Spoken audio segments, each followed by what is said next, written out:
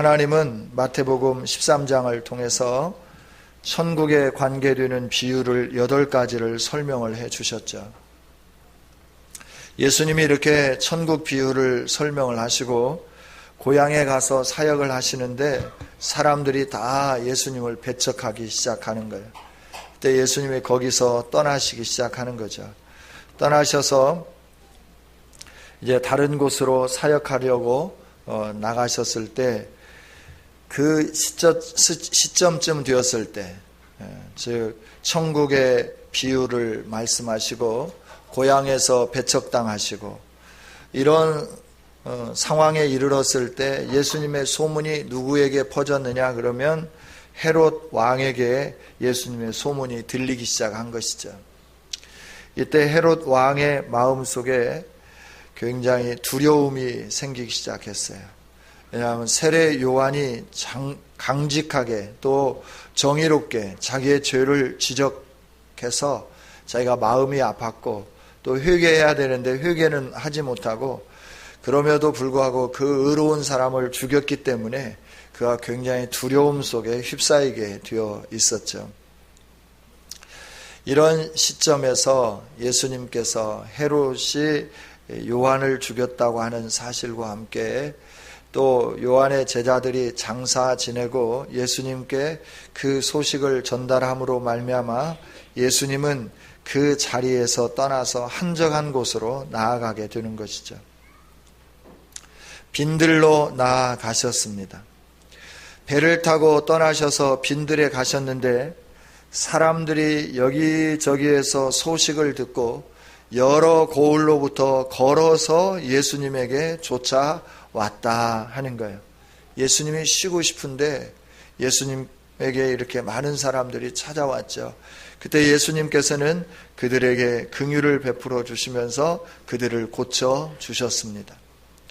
그 일들이 진행되는 과정 속에서 시간이 오래 흐르게 되고 오래 흐르게 됨으로 말미암아 때가 되었죠. 저녁 때가 되었는데 예수님이 이 사람들에게 사역하는 걸 좀 멈추고 이들을 좀 돌려보내야 되겠는데 예수님이 전혀 돌려보내실 것을 생각하지 아니하시고 계속 사역하고 계시는 거예요. 제자들이 마음이 너무나 답답한 거죠.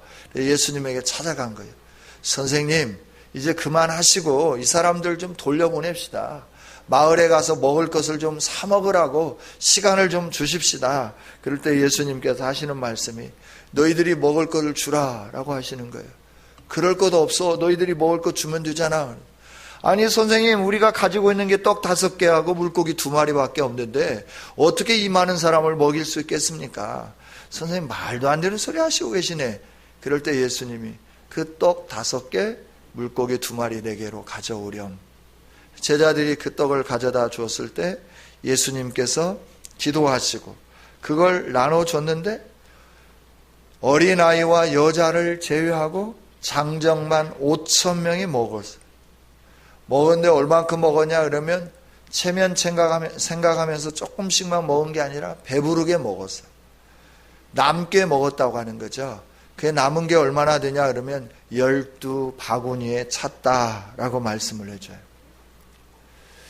오늘 마태복음 14장을 통해서 하나님은 우리에게 하시고 싶은 말씀이 계시는 것이죠.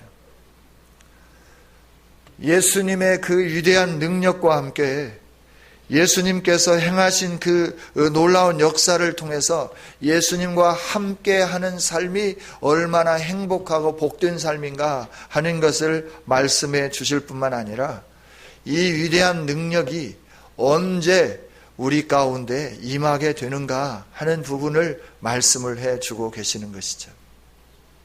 그 부분을 간단하게 살펴보기를 원합니다.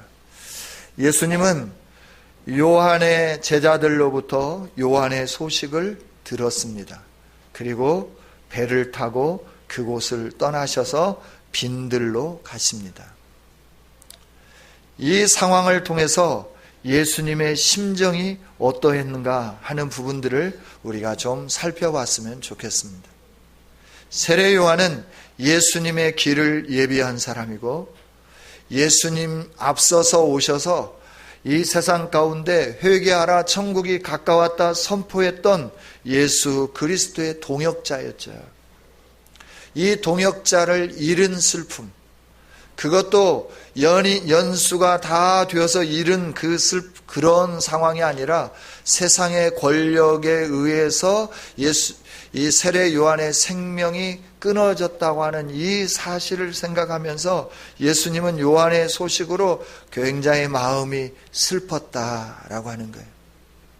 그 슬픈 마음을 달래기 위해서 예수님이 가신 곳이 어디냐 그러면 빈들이었어요. 아무도 없는 곳에 좀 편안하게 쉬면서 마음을 좀 정리하기 위해서 그 빈들로 나가셨다 하는 거죠. 배를 타고 가셔서 빈들로 갔기 때문에 예수님이 지금 건너편에서 사역하고 그랬을 때 예수님을 따랐던 사람들은 어떻게 하느냐 하면 걸어서 예수님이 계신 곳을 향하여 가는 거예요. 예수님이 어디쯤 가셨을까? 어느 마을로 가셨을까? 짐작하면서 걸어서 여러 고을에서부터 예수님에게 나오기 시작하는 것이죠. 예수님 좀 쉬시고 싶으신데 사람들이 너무나 많이 몰려드는 거예요. 그때 예수님은 그 사람들을 바라보시죠. 그리고 예수님 마음속에 어떤 마음이 생기냐 그러면 불쌍히 여기는 마음이 생기는 거죠. 불쌍히 여겼다고 하는 것은 그들을 사랑하는 마음과 그들에게 긍휼을 여기는 마음이 마음속에 불릴듯 일어나기 시작했다 하는 것이에요. 그래서 자기가 슬픔으로 쉬고 싶은 그 모든 자기의 일정을 접어놓고 그리고 하나님께서 붙여주신 그 사람들을 위하여 자기의 모든 열정을 다 쏟으시면서 그들을 향하여 하나님이 원하시는 그 뜻을 이루어 가셨다 하는 거죠. 자, 오늘 우리가 생각해 봐야 할 것은 하나님의 능력이 언제 우리에게 나타나게 되는가라고 하는 것이죠. 하나님의 능력이 언제 나타나게 되는가. 오늘 우리는 하나님의 능력이 나에게도 임하게 좀 해주세요 하고 우리가 기도합니다. 물론 기도할 때 하나님의 능력이 나타나기도 합니다. 그러나 하나님의 능력은 항상 하나님이 원하시는 사역을 하는 그 현장 속에 하나님의 능력이 나타나는 줄 믿습니다.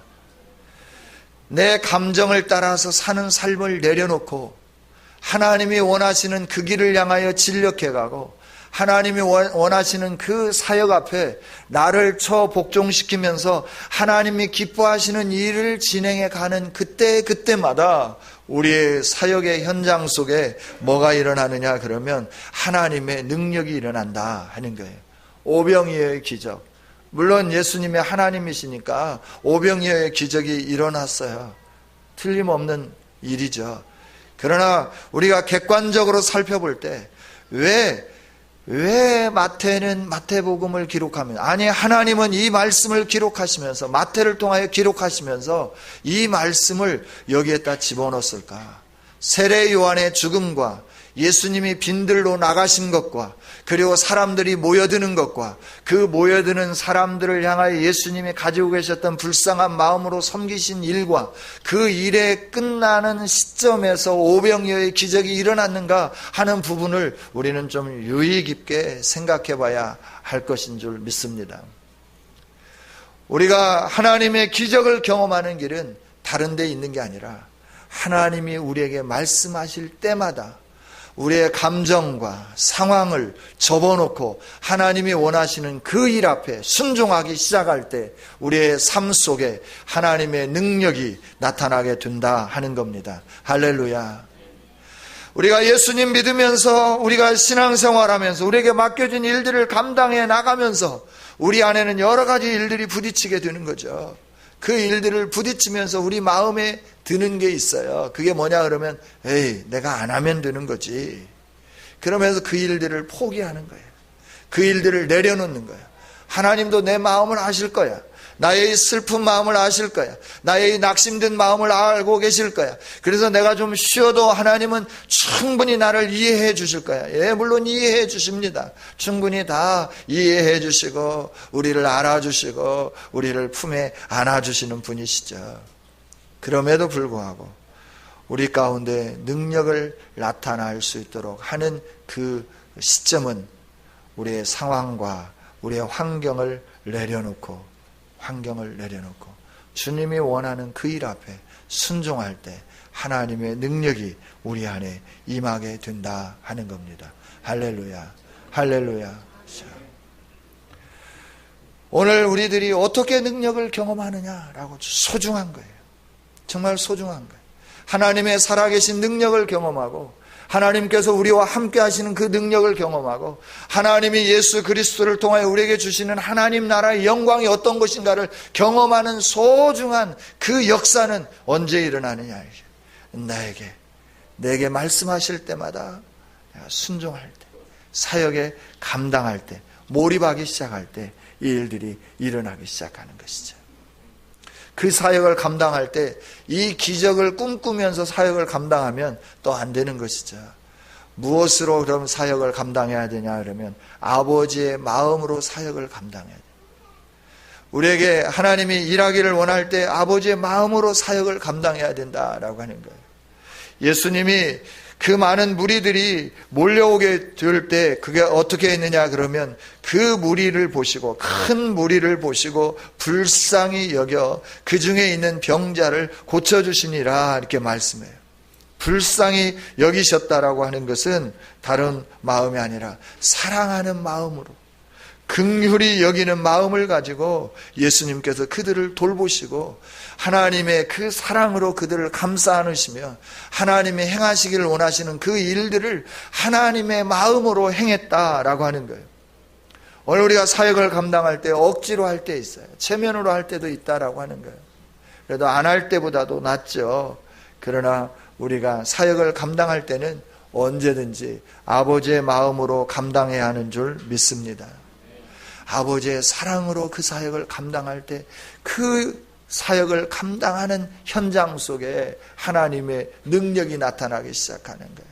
하나님의 역사가 나타나기 시작하는 거예요. 바울 사도의 가슴 속에 하나님의 마음으로 가득 채워져 있고 그 하나님의 열정을 가지고 복음을 들고 나가서 계속 사역하기 시작할 때 하나님께서 희한한 일들이 그를 통하여 일어나게 만드셨죠. 베드로가 아버지의 마음을 가지고 사역하기 시작할 때 베드로를 통하여서 하나님이 희한한 일들을 일으키기 시작했다라고 하는 거예요. 그래서 그림자가 지나만 가도 질병이 낫는 역사가 일어났어요. 손수건을 가져다가 얼굴에 덮기만 해도 몸에 덮기만 해도 어떤 질병에 걸렸든지 간에 그 질병이 낫는 위대한 역사가 일어나기 시작했다라고 하는 거예요. 베드로도 바울 사도도 우리와 동일한 사람입니다. 특별한 사람이 아니다라고 하는 거예요.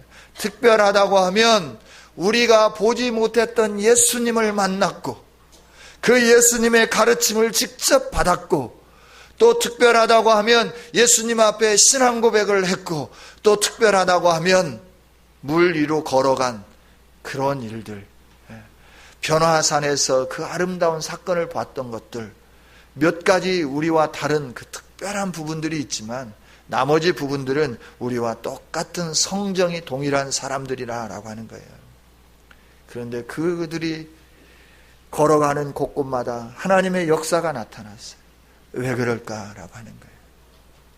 하나님이 그들의 마음 속에 세상을 향하여 사람들을 향하여 긍휼의 마음을 불어넣었어요. 예수님 없이 죽어져가는 그 영혼들을 바라다 보며 그 영혼들을 살려야 된다고 하는 열정의 마음, 뜨거운 마음, 하나님의 사랑의 마음, 그 마음을 가졌다라고 하는 것이죠. 그래서 그 마음을 가지고 사람들에게 달려가고 매를 맞아도 쫓겨나도 돌에 맞아도 파선의 위험과 강도의 위험과 도적의 위험과 40의 하나를 감하는 매를 맞는 그런 위험과 모든 위험들이 있음에도 불구하고 그는 아버지의 마음을 가지고 사람들을 바라다 보고 그들을 향하여 그 사랑을 증거하기 위하여 전진해 갔을 때, 긍휼의 마음으로 사역을 감당해 가기 시작할 때 하나님은 그에게 역사를 나타내 보여주신 거예요. 그 사역의 현장에 병고침의 역사가 일어나고 모든 질병이 치유되는 역사가 일어났다 하는 것이죠. 우리가 사역할 때마다 긍휼을 가지고 사역해. 긍휼을 가지고. 그리고 사역할 때마다 우리가 헌신하면서 충성을 가지고 사역해야 된다라고 하는 거예요. 그럴 때 이 위대한 오병이어의 기적이 일어나게 되는 것이죠. 성도 여러분, 말씀을 맺기를 원합니다.